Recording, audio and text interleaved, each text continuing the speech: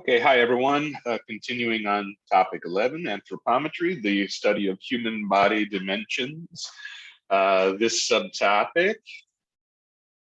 it's taking its time, is about anthropometric design, design for people of a size. Now, what sort of size? Okay, so as I mentioned in the previous subtopic 11.1, we want to know our target population. Who are we designing for? And that population could have certain defining characteristics in terms of their body dimensions. Okay, how do you describe the variability within that population? We can use established databases. I actually, small correction, 1472H, our military standard, they actually moved some of the data I want to refer to a different, I guess, military publication. So I'm going to use the previous version of this same standard, still perfectly legal to use, still available to the public, but it includes the anthropometric tables that we're going to use. And as long as you realize that those tables were derived from a military population, which is basically men and women at their fittest point in life. And so if you're designing for that demographic, great. If you're designing for the average American or an average human, they're probably not, as physically fit as an 18-year-old military recruit, but what do I know? All right, so, but there are databases out there that you can use, and they are reasonable to look at the range of anthropometric variance in the various body dimensions. And this isn't just height, of course, or weight. I might be talking about thumb girth, right? And maybe that matters for the design of a certain glove, right? You know, that might have a certain population of people that needs to use that glove. All right. You also need to consider, is our target for design, because you can't handle 100%, it's too costly, right? Or you need to handle most of the population with the current, flexible design, and we can handle the extremes with different methods. But in our target, let's handle the majority of the population here. Are we considering who might be the smallest in this population, and that's our design constraint? Is it the largest and that's our design constraint? Or do we want to get the people in the middle? And we've got two constraints on either side, for example. So I'll show you what that means. And how much of the population can you afford? And I've already spoiled the surprise. 100% of a population, obviously this depends on the size of the population, but you can assume a normal distribution, and you can assume that to get every single person in that population, you are handling the most extreme cases, which are also then the most expensive to handle generally in a design sense. But it might be very reasonable to say, let's design to accommodate 95% of our design population, and then we can find other means to accommodate the 5% in the extreme dimensions, or the extreme ends. All right, so if I say 95% and I'm designing something like the height of a door, I want 95% of humans who pass through this doorway to not hit their head on it, right? And so I want to see what the 95th percentile stature is, and that's my design constraint. But if I want to say, hey, let's look at something like, this sweatshirt I'm designing, or these pair of pants, and I want to accommodate 95% of our potential users, or this car seat, or the height of this desk. And I want to accommodate most of our users, but I want to look at, not necessarily handling everybody who's the largest or everybody who's the smallest. Let's have the constraints around the mean value there. So now I can get 95% of our population if I look at the 2.5th percentile dimension and the 97.5th percentile dimension, because of course then in between I've got 95%. I could also design for the smallest, so something like a toilet seat.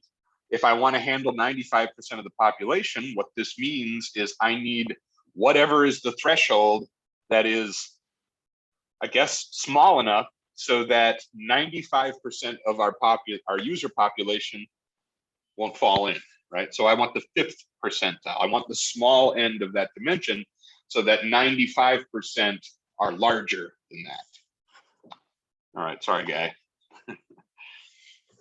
All right, so again, just to kind of illustrate this, from the Gaussian, the normal curve sort of perspective, we are going to start talking in the next subtopic about calculating mean and standard deviation, and then we can represent basically, according to these, the Gaussian sort of distribution here and the area under the curve, we can accommodate, 68% of our population by handling every value between -1 and 1 standard deviation from the mean. So we'll be playing more statistics in the next subtopic, but this is what it sort of looks like if I'm designing for the largest people in my population. That means that's the end of the constraint. This is the don't walk through, don't hit your head on the doorway.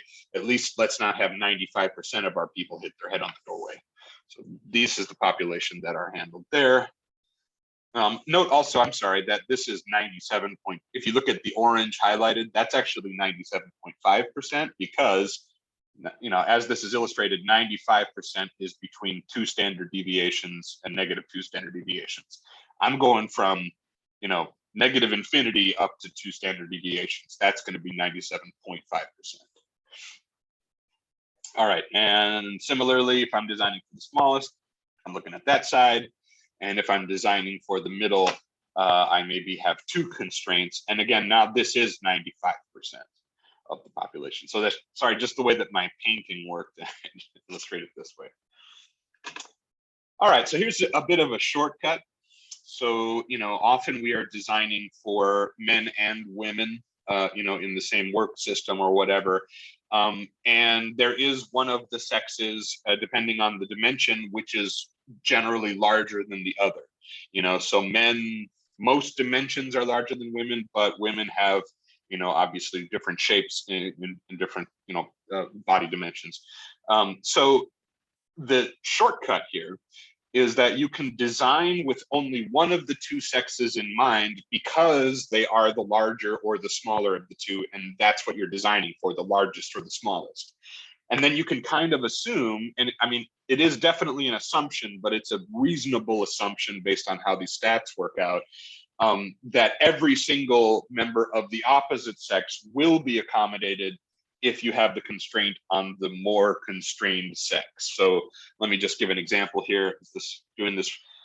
So let's say I am designing, let's say this is hip breadth or something, and I'm just going to assume women's hips are generally wider than men's. I didn't look that up. I apologize if that's misogynistic, didn't mean to be, but I'm trying to pick a dimension that fits my graphic where women are larger than men.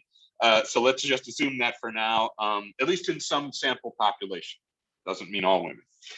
So if I can describe that they are, their mean value is a certain point higher than men, then if I design with just women in mind, and sometimes that's a good thing because anthropometry can be very like you have to measure body dimensions, which can be very personal, very private. It's sort of a medical situation for the most part. So sometimes these are the sorts of things that get done by doctors.